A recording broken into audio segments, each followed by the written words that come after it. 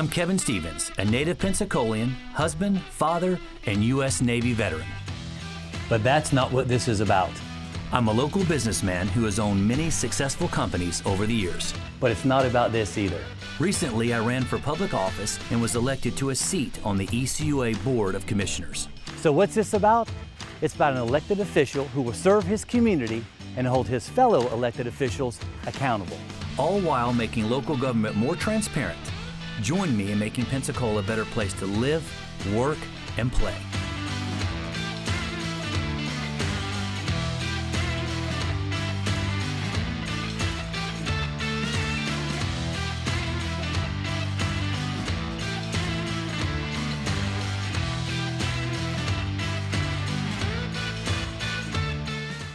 So welcome back to another episode of On the Board with Kevin Stevens. And bear with me, I'm getting used to this fancy schmancy new Blab TV set, which looks next level. I'd like to tell you folks, it's if you haven't had a chance to come down here and check it out, it's super nice, super fancy, state-of-the-art technology. So hats off to Doug and his crew. And we're just going to jump right into it. I guess latest and greatest news, which was just we just released to North Escambia and the News Journal the day before yesterday, was we hired, after an exhausting search nationwide, by the way, we hired a new executive director. So Mr. Jason Yarborough. So again, looking forward to bringing him on board. We had Mr. Don Palmer, was our interim director for a period of time, did an awesome job, and just shout out to Don for stepping up. But looking forward to Jason. And for those of you who all don't know Jason Yarborough, there's a little bio.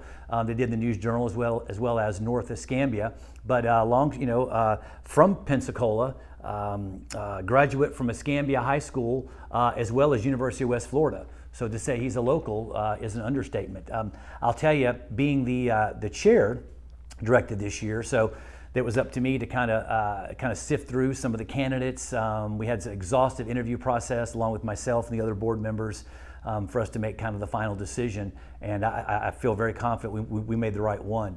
But again, huge responsibility and definitely big shoes to fill. I will forever be a big fan of our previous director, Mr. Bruce Woody, who I consider a friend as well. So I want to wish him, again, well-deserved retirement and rest and relaxation. So Bruce, if you're out there, I hope you're enjoying yourself, you and your family.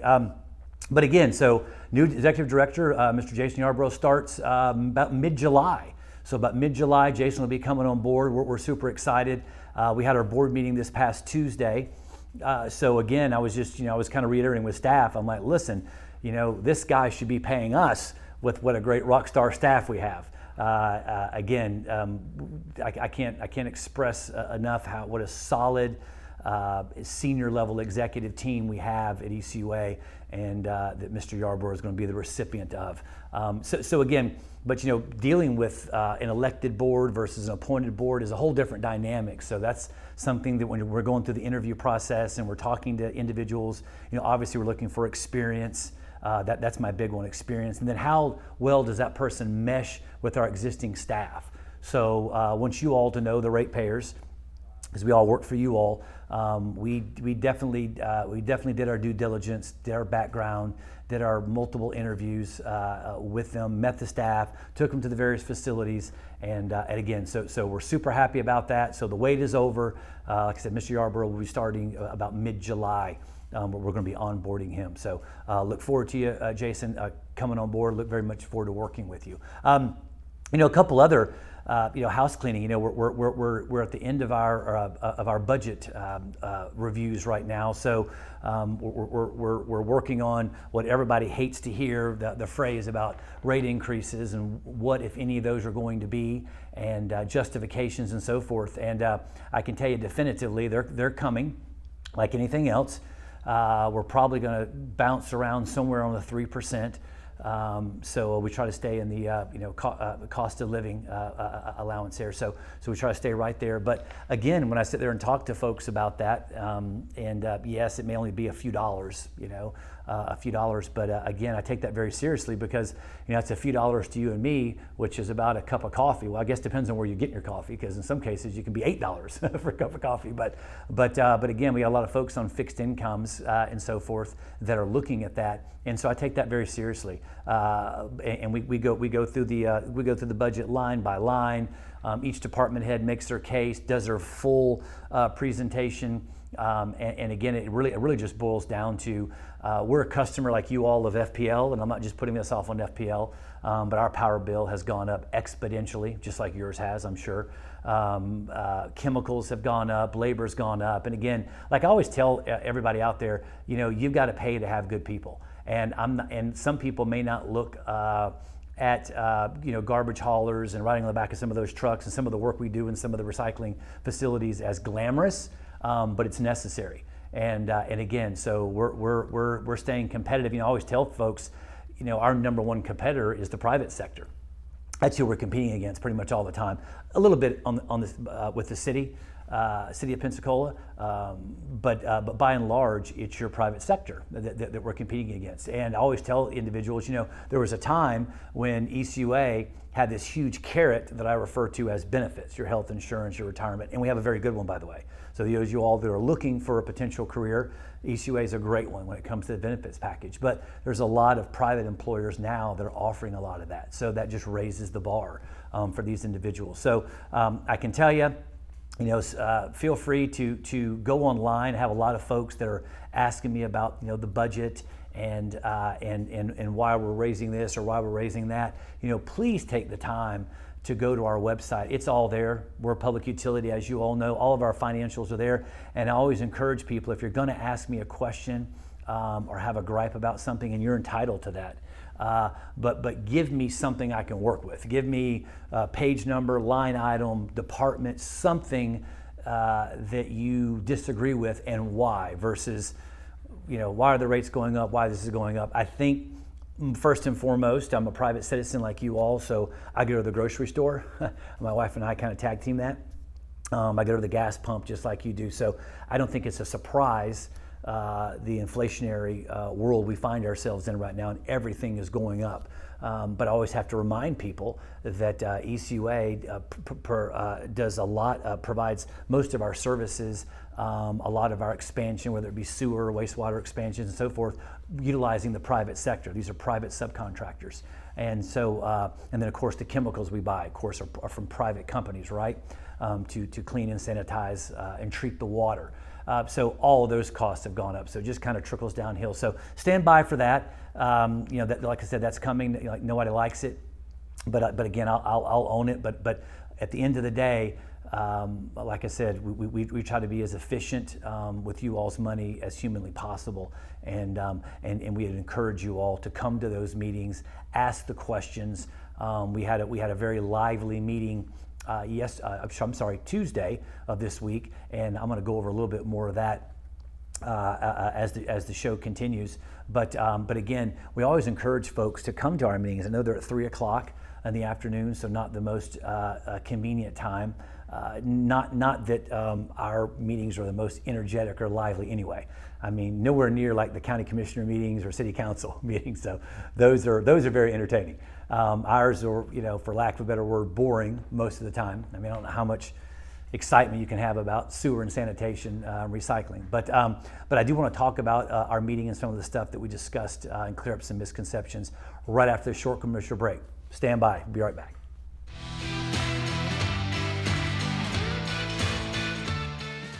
Extreme Pumping and Septic. Septic system services, lift station services, storm drain jetting, grease trap cleaning, and more. Extreme Pumping and Septic is your portable toilet rental headquarters for Baldwin, Escambia, Santa Rosa, and Okaloosa. Got an extreme emergency? Extreme Pumping and Septic has 24/7 emergency services 7 days a week. Extreme Pumping and Septic is the only septic company in our area with financing options. Call now or book online at extremepumpingandseptic.net. It starts with a Total Connect Solutions power delivery system with solar, battery, and generator. Total Connect Solutions integrated windows, sound and video, lights into one dynamic system. Imagine a theater in your own home. With our expert team on our side, every high-tech need is met with precision and care. Total Connect Solutions, where quality innovation and true integration make your home come alive. TotalConnectSolutions.com. At Florida Insurance Agency, we have enough available resources to insure just about anything in Florida at the best rates. With dozens of companies to choose from, you don't just get a policy, you get the best policy for you. That means savings and comfort, knowing you are covered.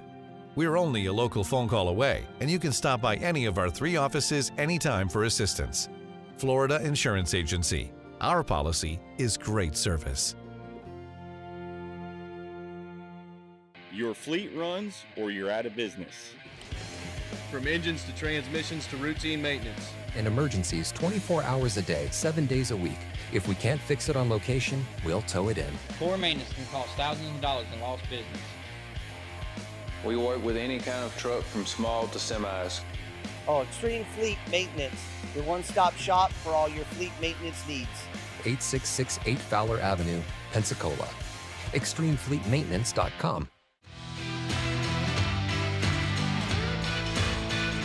So welcome back to On the Board with Kevin Stevens. So again, right before the commercial break, we were just kind of running over our last board meeting, which was this past Tuesday. We're talking about everything from myself and the board members approving the new executive director's position and contract, to talking about the potential of rate increases in the next few months, as well as our, goodness gracious, our transfer station off of Pine Forest Road, which I'll get into, and I think that's probably what brought in a few residents talking about that. I think it was primarily the transfer station. We had Dr. Gloria Horning, super nice lady, very smart, bringing some great questions to our board meeting, and then we had a couple other individuals, residents around there, talking about that. So and this is really good, because I was joking with Dr. Horning. I was like, I'm going to turn you from like an adversary to an advocate.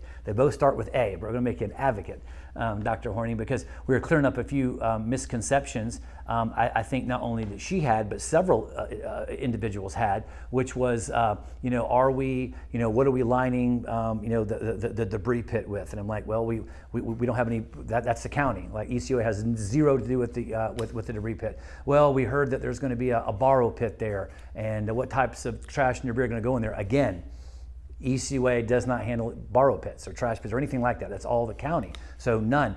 We heard there's going to be a large burn pit there, a large facility to a mechanism to burn trash. I'm like, that's not true.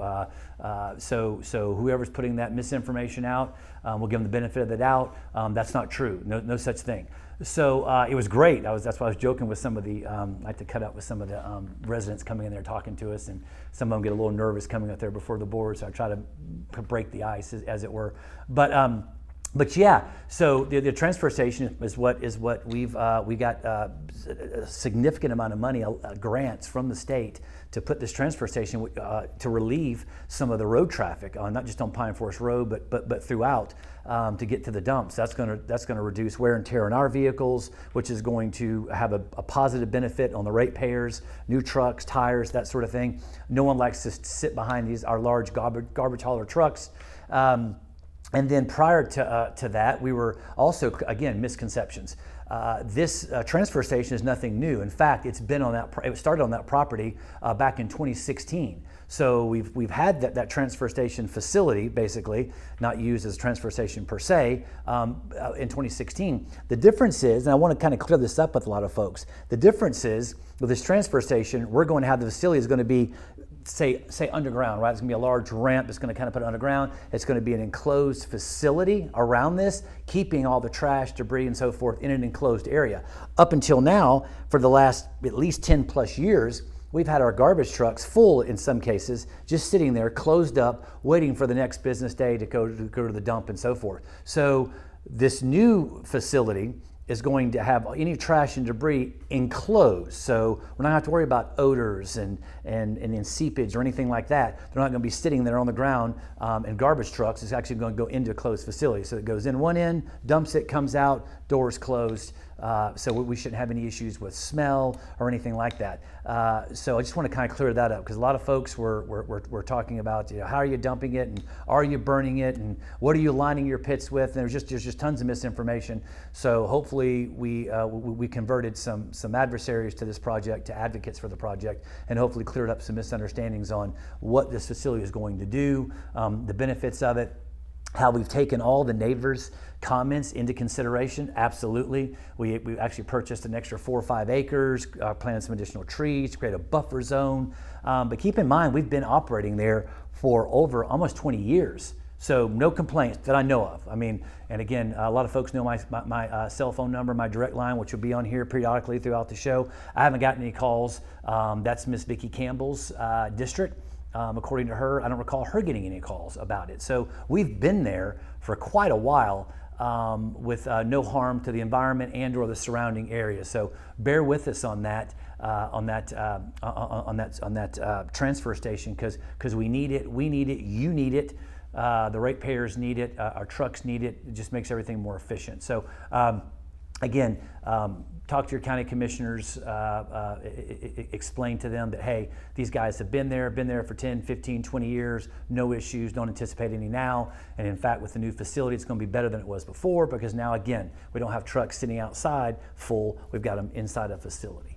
And again, we have a lot of folks that will come to our meetings, and they'll talk to us, and technically it's supposed to be 3 minutes and then 5 minutes. And again, as chair this year, I'm a huge First Amendment person, a huge First Amendment advocate. So I do tend to have folks run over a little bit. They get on a roll, and they get a little passionate about whatever subject matter there is, and I just roll with it. Now, I'm not going to tell you I don't get kind of the evil eye sometimes by some of my board members about, hey, Kevin, you can kind of cut it down a little shorter. But I might look. They took the time to drive here at 3 o'clock on a Tuesday. And so I'm gonna give them, as many minutes as possible, as long as they're civil and professional. I'm gonna let them roll with it, and so forth. So again, but I encourage you all to come to those meetings if you've got something, and that's the issue. We've had individuals that had some questions on septic to sewer conversions, and we've given them a year. Where we wouldn't charge an impact fee, right, when they convert from septic to sewer. And then, of course, we've given some grace to add an additional year to that. So we had a young lady who her husband were just dealing with some financial challenges, and had asked us, hey, can I get that additional extension? I know it's supposed to be 1 year, and you guys are allowing 2 years to defer that impact fee so we can go and get hooked up. And I love doing stuff like that. Not only didn't I mind, I'm like, that's great. Like, this is, I tell my wife, this is why I do it. I'm helping people, and so that $3,000, $4,000, $5,000 was a huge impact to that young family. And again, we're trying to get them hooked up to sewer anyway. So it was a win-win for everybody. So if you got questions, comments, concerns, things like that you want to get handled, the best thing to do is go directly to your elected officials. That's us. So go there, give us your case, lay it out for us. And I'm going to tell you, you'll be pleasantly surprised in most cases at the results you'll get, because if it's reasonable, if it's within our power to do, we're certainly going to help you out. Now keep in mind, obviously, this isn't our money; it's your money, it's their money. So obviously, we have to be reasonable with that on what we're approving and not approving. But if there's a way, by God, we're going to do our best to make it happen. So stand by after the short commercial break. We'll be right back.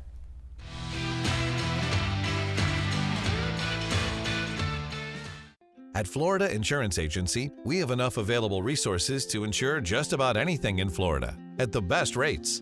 With dozens of companies to choose from, you don't just get a policy, you get the best policy for you. That means savings and comfort, knowing you are covered. We're only a local phone call away, and you can stop by any of our 3 offices anytime for assistance. Florida Insurance Agency. Our policy is great service. your fleet runs or you're out of business. From engines to transmissions to routine maintenance. And emergencies 24 hours a day, 7 days a week. If we can't fix it on location, we'll tow it in. Poor maintenance can cost thousands of dollars in lost business. We work with any kind of truck from small to semis. Oh, Extreme Fleet Maintenance, your one-stop shop for all your fleet maintenance needs. 8668 Fowler Avenue, Pensacola. ExtremeFleetMaintenance.com. Extreme Pumping and Septic. Septic system services, lift station services, storm drain jetting, grease trap cleaning, and more. Extreme Pumping and Septic is your portable toilet rental headquarters for Baldwin, Escambia, Santa Rosa, and Okaloosa. Got an extreme emergency? Extreme Pumping and Septic has 24/7 emergency services 7 days a week. Extreme Pumping and Septic is the only septic company in our area with financing options. Call now or book online at extremepumpingandseptic.net. It starts with a Total Connect Solutions power delivery system with solar, battery, and generator. Total Connect Solutions integrated windows, sound and video, lights into one dynamic system. Imagine a theater in your own home. With our expert team on our side, every high-tech need is met with precision and care. Total Connect Solutions, where quality innovation and true integration make your home come alive. TotalConnectSolutions.com.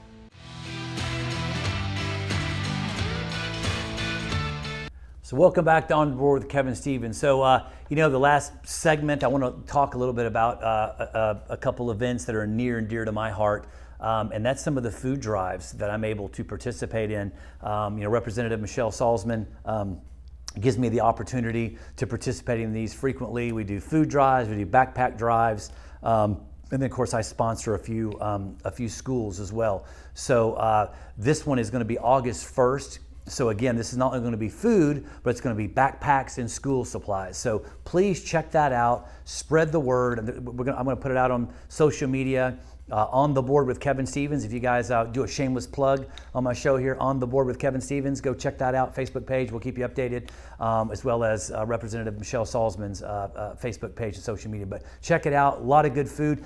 Literally, folks, I'm giving out like steak and lobster. So, and I'm not telling you this happens all the time, but I was joking with Michelle about a month or so ago, 6-7 weeks ago. We were at Marcus Point, which is where this one's going to be, by the way, handing out the food. And I even took a couple pictures. I think they posted them on North Escambia, I believe. And I'm holding up like a filet and a lobster. I'm like, darn. I need to go put these in my truck.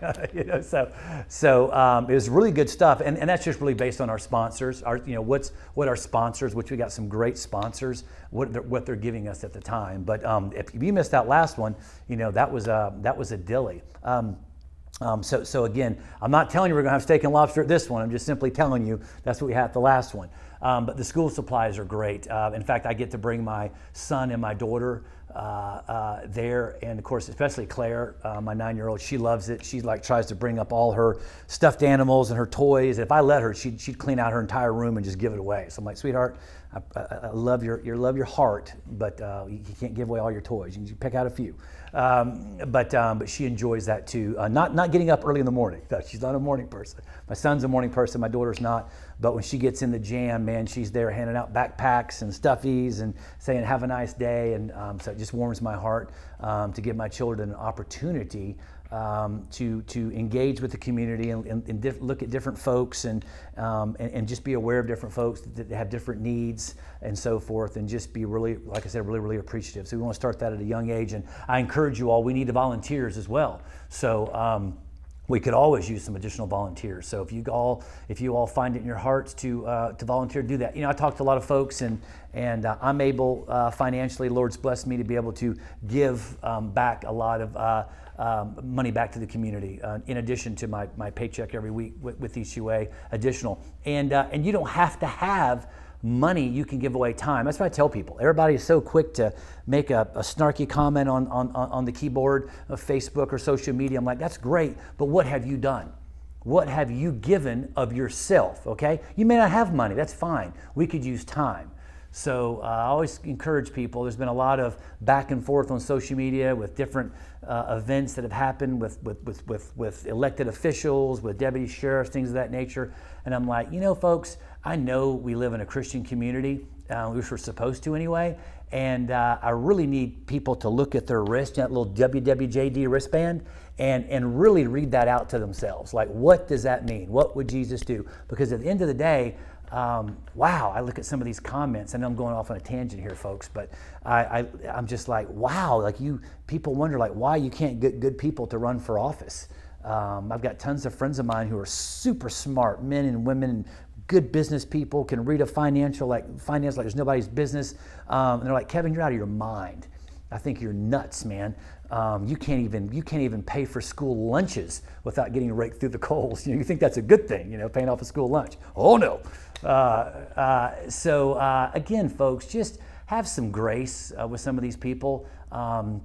They're not getting paid a lot to do what they do. They're putting themselves out there. We need more good people. I was reading this article. I know we're about to run out of time here, but I was reading this article and this was in Florida, by the way. And don't go rake me over the coals if I get this wrong, because it probably is a little bit off. But I think it was like 80% of the political positions this last segment, people ran unopposed.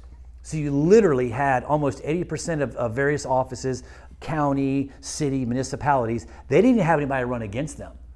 So that's how disengaged people are right now with politics. At the federal level, state level, local level, they're like, there's no way I'm going out there. And that's not good. We need variety. We need choices.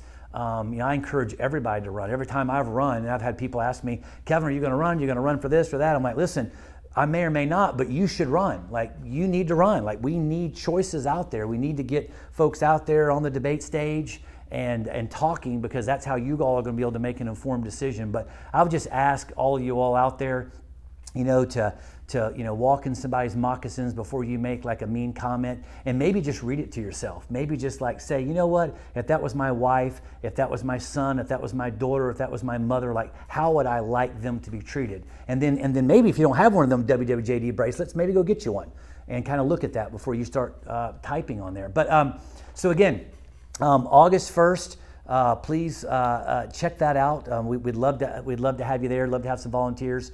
Like I said, regardless, we got a bunch of stuff coming up. I'm going to be starting a podcast here shortly with a couple friends of mine. I always feel like this doesn't give me quite enough. I love this show, but I could talk for an hour, as the folks here at Blab will tell you. But again, a lot of good stuff. But I want you to encourage you. You got an issue, missed garbage pickup, bulk pickup, whatever the case may be. Again, call me, email me, send it to me. I'll get it handled for you. I'm happy to serve. Until next time, until we see you next month, God bless and have a great day.